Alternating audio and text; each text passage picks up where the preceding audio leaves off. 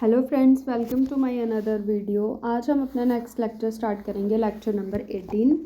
और हमने social psychology start किया है अब, और ये सोशल साइकोलॉजी का थर्ड लेक्चर होगा, बट ओवरऑल ये इस न्यू सीरीज़ का 18 लेक्चर है।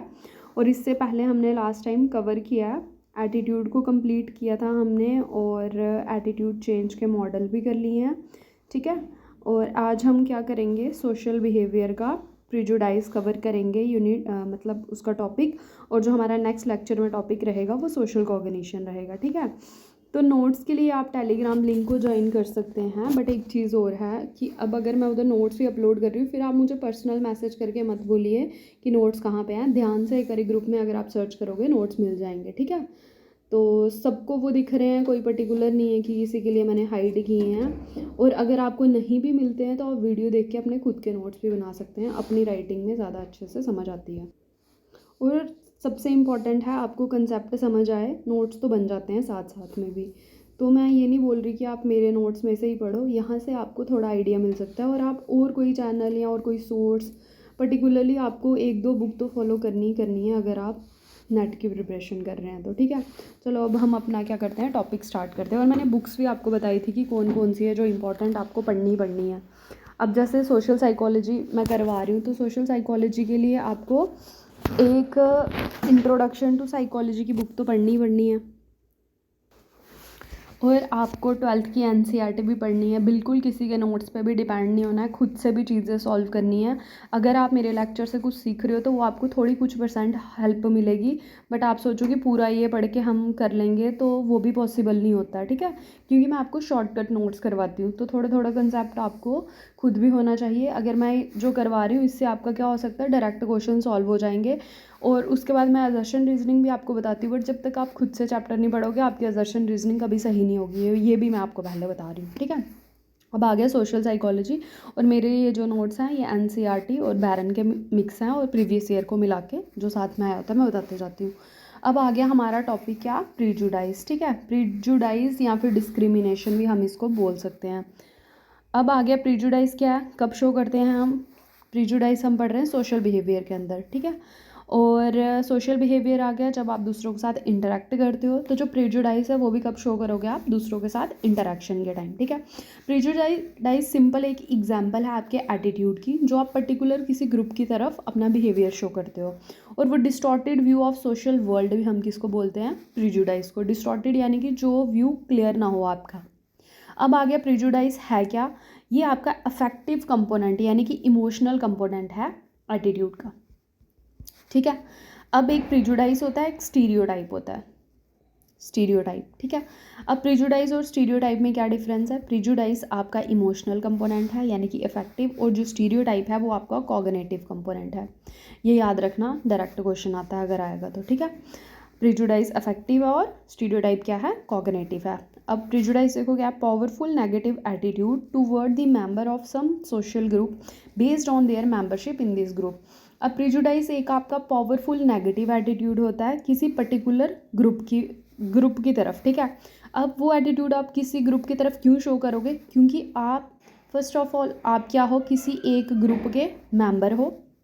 इस ग्रुप के मेंबर होने के कारण आप ये जो ग्रुप बी है इसकी तरफ जो एक नेगेटिव अपना एटीट्यूड शो कर रहे हो, ये क्या है आपका प्रीजुडाइज है। बट ये क्या है आपका इमोशनल कंपोनेंट, इमोशनली जो आप उसकी तरफ एक नेगेटिव एटीट्यूड शो कर रहे हो वो क्या है आपका प्रीजुडाइज है।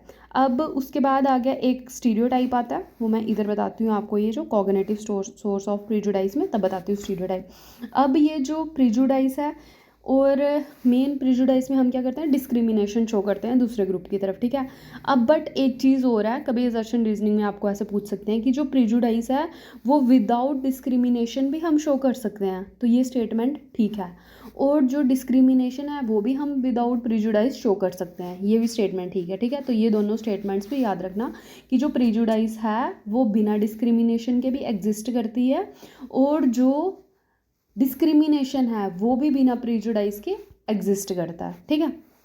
फिर आ गई ओरिजिन ऑफ प्रेजुडाइज। अब हम बोल तो रहे हैं प्रेजुडाइज होता है कुछ, ठीक है। अब ओरिजिन यानी कि ये डेवलप कैसे होता है, एग्जिस्ट कैसे करता है, कहाँ से हम ये चीज़ सीखते हैं। तो सबसे पहले क्या आ गया, डायरेक्ट इंटर ग्रुप कन्फ्लिक्ट। अब जब मैं आपको थ्योरीज ऑफ सोशल साइकोलॉजी करवाऊंगी, ये मैंने पहले भी करवाया है बट वो वीडियोस क्लियर नहीं है, इसलिए मैं दोबारा करवा रही हूँ। तो जब direct inter group conflict social psychology की बड़ी इंपॉर्टेंट थ्योरी भी है, अगर आपको पता होगा तो कमेंट करके बताना किसने दी है, पेपर में पूछते हैं वो, ठीक है। तो डायरेक्ट इंटर ग्रुप कन्फ्लिक्ट में क्या आता है, competition as a source of biasness. देखो नाम से ही पता चल रहा है, डायरेक्ट दो ग्रुप के बीच में जब कंपटीशन होगा तो क्या होगा, प्रीजुडाइज का डायरेक्ट सोर्स बन जाता है। कंपटीशन की वजह से दो जो हम दूसरे ग्रुप की तरफ क्या दिखाते हैं, हेट शो करते हैं, नेगेटिव बिहेवियर शो करते हैं, तो वो कारण बन सकता है किसका, प्रीजुडाइज का। रियलिस्टिक कन्फ्लिक्ट थ्योरी भी यही बोलती है, डायरेक्ट इंटरग्रुप कन्फ्लिक्ट को ही क्या करती है, वो सपोर्ट करती है। Prejudice stem from competition and social group over valued competition और opportunities, label member of other group as enemies, view their own group as superior. हम क्या करते हैं, अगर देखो आप स्कूल में, कॉलेज, अब जैसे मतलब आप मैच की एग्जांपल ले लो, अब कोई अपने रिलीजन या उसको बीच में नहीं लेके आना। जब इंडिया पाकिस्तान का मैच होता है, क्या जाता है आपका, आप तो दूर से बैठ के ऑडियंस हो, बट उधर आप क्या करते हो, आप एक टीम के मेंबर बन जाते हो, जैसे इंडिया के, ऑस्ट्रेलिया लगा लो साथ में, ठीक है। तो अब आप क्या करोगे, आप इंडिया के, मतलब आप इंडिया को सपोर्ट कर रहे हो, तो ऑस्ट्रेलिया ने आपका क्या बिगाड़ा भाई, वो आपको आके थोड़ी कुछ बोल रहे हैं, बट आप ऑटोमेटिकली इनकी तरफ क्या करोगे, हेट शो करोगे, क्योंकि आप एक ग्रुप के मेंबर हो और आपको लगता है कि ये हमारी रिस्पॉन्सिबिलिटी बनती है कि हम दूसरे के ऊपर चिल्लाएं, ठीक है। तो ये क्या होता है, और वो हम क्यों कर रहे हैं, कंपटीशन की वजह से, क्योंकि ट्रॉफी एक है और मिलेगी भी एक को। तो कंपटीशन की वजह से क्या होता है, कन्फ्लिक्ट होता है, और वो जो हम शो कर रहे हैं बिहेवियर किसकी वजह से हो रहा है, कन्फ्लिक्ट की वजह से हो रहा है, ठीक है। तो सबसे पहला ये कारण है प्रिजुडाइज का। दूसरा आ गया सोशल कैटेगराइजेशन। अब आ गया अस वर्सेस देम।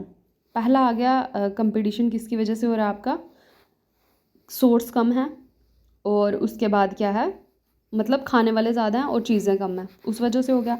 दूसरा आ गया उसके बाद आपका अस वर्सेस देम, कि ये मेरा ग्रुप है, ये दूसरा ग्रुप है, तेरा मेरे की वजह से भी क्या होता है, कन्फ्लिक्ट आता है और हम ये शो करते हैं प्रीजुडाइज। इसी के अंदर आता है एक अल्टीमेट एट्रीब्यूशन एरर। ये एरर हम कब शो करते हैं, the tendency to make more. अब ये जो मैं पर्टिकुलर आपको एक एक वर्ड करवा रही हूँ ना, जैसे डायरेक्ट इंटरग्रुप में क्या आ जाएगा, रियलिस्टिक कन्फ्लिक्ट आएगी, प्रीजुडाइज इमोशनल कंपोनेंट है, यानी कि इफेक्टिव कंपोनेंट आ गया, ये डायरेक्ट क्वेश्चन आए हुए हैं। अब अल्टीमेट एट्रीब्यूशन एरर क्या होता है, स्टेटमेंट देंगे, नीचे आपको 3-4 टाइप के एरर बता देंगे। तो अल्टीमेट एट्रीब्यूशन एरर क्या है आपका, the tendency to make more favourable attribute about member of one's own group that than about member of other group. हम क्या करते हैं, अपना जो जिस ग्रुप से हम बिलोंग करते हैं उन ग्रुप के हमारे ग्रुप के मेंबर बेशक गलत हों, हमें पता भी नहीं हो कि वो सही कर रहे हैं कि नहीं, बट हम उस ग्रुप से बिलोंग करते हैं, इसलिए हम क्या करते हैं, अपने ग्रुप की तरफ ज़्यादा पॉजिटिव एटीट्यूड शो करते हैं और दूसरे की तरफ ऑटोमेटिकली हम नेगेटिव एटीट्यूड शो करेंगे, ठीक है। कम फेवरेबल एटीट्यूड शो करेंगे दूसरे की तरफ और ज़्यादा अपने की तरफ, बेशक हमें पता ना हो, बट हम उस ग्रुप का मेंबर हैं, इसलिए हमें अपने के लिए क्या करना है, ज़्यादा पॉजिटिव एटीट्यूड शो करना है। कौन बोलता है, अल्टीमेट एट्रीब्यूशन एरर। नेक्स्ट आ गया रोल ऑफ सोशल लर्निंग। फिर सोशल लर्निंग से हम जैसे क्या सीखते हैं, ठीक है, कि जो प्रेजुडाइज है उसको हम लर्न करते हैं, हम अपनी फैमिली से सीखते हैं कि अगर हमारा फैमिली का मेंबर किसी की तरफ कैसे बिहेव कर रहा है उस तरीके से सीखेंगे, ऑब्जर्वेशन से सीखेंगे, अपने कल्चर से सीखेंगे, या अगर हमें किसी चीज़ के लिए रिवॉर्ड मिल रहा है, गलत करने के लिए भी रिवॉर्ड मिल रहा है, तो भी हमें लगेगा कि हमें ये करना चाहिए, बट अगर पनिशमेंट मिल रही है तो हम उस चीज़ को रोकेंगे, ठीक है। तो सोशल लर्निंग से भी हम क्या करते हैं, प्रेजुडाइज को लर्न करते हैं या सीखते हैं। नेक्स्ट आ गया आपका cognitive source of prejudice. Prejudice का कॉग्निटिव सोर्स क्या आ गया हमारा, स्टीरियोटाइप। अब आ गया रोल ऑफ स्टीरियोटाइप। स्टीरियोटाइप क्या होता है, क्लस्टर ऑफ आइडिया होता है पर्टिकुलर या स्पेसिफिक ग्रुप की तरफ, जो हम अपना एक क्लस्टर ऑफ आइडिया, मतलब बहुत सारी हमने करैक्टरिस्टिक इकट्ठा करके वो भी नेगेटिव वे में ज़्यादातर दूसरे ग्रुप की तरफ जो हम शो करते हैं, ठीक है, वो क्या आपका stereotype. Cognitive framework suggesting that all member of specific social group share certain ideas. ये क्या होता है कि कॉग्निटिव फ्रेमवर्क है जो क्या सजेस्ट करता है कि जो स्पेसिफिक ग्रुप के मेंबर, जो मैंने आपको बताया अभी, क्लस्टर ऑफ आइडिया किसी पर्टिकुलर ग्रुप की तरफ शो करना, और वो आइडिया क्या होंगे आपके, undesirable characteristic about the target group and led to negative attitude और prejudice toward member of specific group. तो हम क्या करते हैं, उनकी तरफ आइडिया रखते हैं, आइडिया यानी कि हमने उनके रिलेटेड कुछ नेगेटिव या वैसी इन्फॉर्मेशन इकट्ठी करी हुई है और उसकी वजह से हम क्या कर रहे हैं, प्रेजुडाइज शो कर रहे हैं। इन्फॉर्मेशन जहाँ हम की बात आ गई कि हमने इकट्ठी करी है, यानी कि हमारे कॉग्निशन की बात आ गई। तो जो भी नेगेटिव इन्फॉर्मेशन आप रख रहे हो, एक क्लस्टर ऑफ आइडिया रख रहे हो, क्लस्टर ऑफ आपकी करेक्टरिस्टिक्स हैं नेगेटिव दूसरे ग्रुप की तरफ, और वहाँ पे आप क्या करोगे, प्रीजुडाइज शो करना स्टार्ट कर दोगे। Stereotypes strengthen with time and may ultimately become invulnerable. New information and experience simple cannot change it. Simple can't change it, ठीक है। स्टीरियोटाइप क्या है, टाइम के साथ साथ हमारा स्ट्रॉन्ग होता जाता है। जैसे आजकल आप लगा लो जो हिंदू मुस्लिम चल रहा है, जो धर्म की बात आ रही है, जो कास्ट सिस्टम है, या फिर जैसे अमेरिकन, जब सोशल साइकोलॉजी की थ्योरी पढ़ेंगे तो उधर ज़्यादातर एग्जांपल्स ब्लैक अमेरिकन और वाइट अमेरिकन्स की हैं, ठीक है। तो ये सारी चीज़ें जैसे कि टाइम के साथ, अगर आप बचपन में देखना किसी चीज़ को हेट करते हो ना, चाहे कोई वो रिलीजन है, कोई वैल्यू है, कुछ भी है, तो टाइम के साथ अगर आपको वो चीज़ अगर आपकी बचपन में ठीक ना हुई, तो क्या होगा कि टाइम के साथ साथ वो स्ट्रॉन्ग होती जाती है। और कभी कभी ऐसा टाइम आता है कि आपसे उस थॉट को, उस व्यू, इस आइडिया को अलग करना बहुत ज़्यादा मुश्किल हो जाता है। और जब वो स्टेज आ जाती है कि उस नेगेटिव पार्ट को हम आपसे अलग नहीं कर पाते हैं, उसको क्या बोलते हैं, इन्फ्रेंशियल प्रिजनर। पूछते हैं इन्फ्रेंशियल प्रिजनर क्या है, ये पूछ सकते हैं। उसके बाद अल्टीमेट एट्रीब्यूशन एरर, ये भी बहुत इंपॉर्टेंट है। अभी तक मैंने जो बताया ये बिल्कुल पेपर में आने वाली चीज़ें हैं, शॉर्टकट जो मैं आपको बता रही हूँ, ठीक है। फिर आ गया स्केप गोटिंग। स्केप गोटिंग बहुत बारी पूछा हुआ है, ये सारी पूछी हुई चीज़ें ही हैं। स्केप गोटिंग का हम क्या करते हैं, ये कि एग्जाम्पल दे देते हैं और नीचे पूछ लेते हैं कि कौन सा कंसेप्ट है ये। इसमें क्या होता है कि जो मेजॉरिटी ग्रुप है, जब वो सारे ब्लेम किस पे डालता है, मिनॉरिटी पे, ठीक है, ताकि उसका क्या हो, for its own social economic and political problems. जब उसकी खुद की सोशल इकोनॉमिक या पॉलिटिकल प्रॉब्लम आती हैं तो खुद से सॉल्व नहीं हो रही है, तो क्या करेंगे, मिनॉरिटी पे क्या करेंगे, दोष डाल देंगे कि इन्होंने ऐसे किया, इस वजह से ये चीज़ें हो रही हैं, ठीक है। ग्रुप बेस्ड, ये भी पूछ सकते हैं आपको, group based way of expressing frustration क्या है, तो वो क्या है, स्केप गोटिंग, ठीक है। फिर आ गया सेल्फ फुलफिलिंग प्रोपिडेंसी, प्रोपिसेंसी, ठीक है। अब गलत अगर मैं बोल रही हूँ तो आप देख लेना क्या है ये। Group that is the target of prejudice is itself responsible for continuing the prejudice. जो ग्रुप टारगेट है, जिसके ऊपर प्रिजुडाइज शो कर रहे हैं, जो उस चीज़ को फेस कर रहा है, वो खुद रिस्पॉन्सिबल है उसके साथ जो भी हो रहा है, क्योंकि उसने अपने लिए कभी एक्शन ही नहीं लिया कोई, ठीक है, और वो उसने खुद ही परफॉर्म नहीं किया, तो इसलिए क्या हो रहा है, उसकी तरफ सारे क्या कर रहे हैं, प्रिजुडाइज शो करते हैं, तो वो खुद ही रिस्पॉन्सिबल है, तो उसको क्या बोलते हैं, सेल्फ फुलफिलिंग प्रोफिशिएंसी। अब आ गया चैलेंजिंग प्रिजुडाइज, ठीक है। अगर अभी तक ये समझ आया है तो अब आगे हम इसको कैसे ख़त्म कर सकते हैं, कैसे चैलेंज कर सकते हैं प्रिजुडाइज को। Breaking the cycle of prejudice, यानी कि सबसे पहले ब्रेक करना है हमें साइकिल प्रिजुडाइज का। हमारे घर में जो छोटे बच्चे हैं या फिर हमारे बड़े हैं, जो किसी पर्टिकुलर रिलेटिव की तरफ, किसी मोहल्ले की तरफ, किसी रिलीजन वैल्यू, किसी की भी तरफ अगर वो नेगेटिव व्यू रखते हैं, या फिर उनकी बातों से पता चलता है कि वो किसी की तरफ इतना हेट शो कर रहे हैं, तो हमें क्या करना है, उनको ये सिखाना है कि हेट नहीं करना चाहिए, नॉट टू हेट। सबसे पहले ये चीज़ तोड़नी है, ये साइकिल टूटेगा तो क्या होगा, प्रिजुडाइज को हम चैलेंज कर पाएंगे, ख़त्म कर पाएंगे।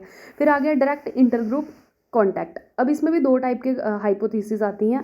डायरेक्ट पूछ लेते हैं आपको कॉन्टैक्ट हाइपोथेसिस और एक्सटेंडेड कॉन्टैक्ट हाइपोथेसिस क्या है, एग्जाम्पल दे देंगे, नीचे आपको हाइपोथेसिस दे देंगे कि कौन सी है ये। कॉन्टैक्ट हाइपोथेसिस क्या होती है कि this suggestion that increase contact between member of different group will reduce prejudice between them, कि अगर हम दो ग्रुप के बीच का कॉन्टैक्ट इंक्रीज़ करेंगे, जब उनकी बातचीत स्टार्ट होगी, जो भी कोई मिसअंडरस्टैंडिंग्स है ख़त्म होंगी, और हमें ये पता चलेगा दूसरे ग्रुप के भी नॉर्मल इंसान है जैसे हम हैं, तो क्या होगा, अपने आप क्या हो जाएगा, प्रिजुडाइज कम हो जाएगा। या फिर ऐसे काम हम करेंगे जो कि ग्रुप को मिलके करना पड़ेगा, कोऑपरेशन के साथ करना पड़ेगा, एक दूसरे के साथ डिपेंड होके करना पड़ेगा, तो क्या होगा, प्रिजुडाइज का साइकिल टूटेगा। दूसरा आ गया एक्सटेंडेड कॉन्टैक्ट हाइपोथेसिस।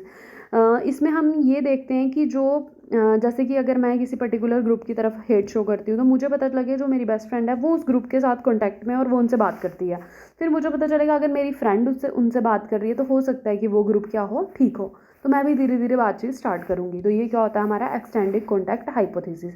फिर आ गया रीकैटेगराइजेशन।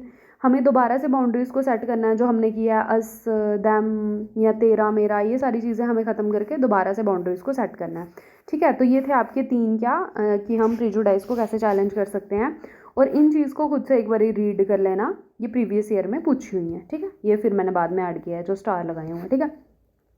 डिफरेंस बिटवीन स्टीरियोटाइप एंड प्रीजुडाइज पूछा हुआ है पेपर में। ये कॉग्निटिव कंपोनेंट है, ये इफेक्टिव कंपोनेंट है, ठीक है। तो ये था हमारा आज का टॉपिक। नेक्स्ट में हम कवर करेंगे सोशल कॉग्निशन, और उसके बाद हमारा परसुएशन आएगा, फिर इम्प्रेशन फॉर्मेशन एंड एट्रीब्यूशन आ जाएगा। अभी काफ़ी लंबा है ये, सोशल साइकोलॉजी को कंप्लीट होने में टाइम लगेगा। फिर ग्रुप ऑडियंस वगैरह ये सारी चीज़ें आएंगी, ठीक है। तो अगर आज की वीडियो अच्छी लगी तो लाइक करें, चैनल को सब्सक्राइब करें, वीडियो को शेयर भी करें, और नोट्स के लिए टेलीग्राम लिंक को ज्वाइन करें। बट नोट्स मैं एंड में अपलोड करूँगी, और खुद से उधर ढूंढ लेना कि नोट्स कहाँ पे हैं, क्योंकि मैं सारे नोट्स अपलोड करती हूँ। और किसी को नहीं भी मिल रहे हैं नोट्स तो वो साथ साथ में बना भी सकता है, ठीक है। Thank you.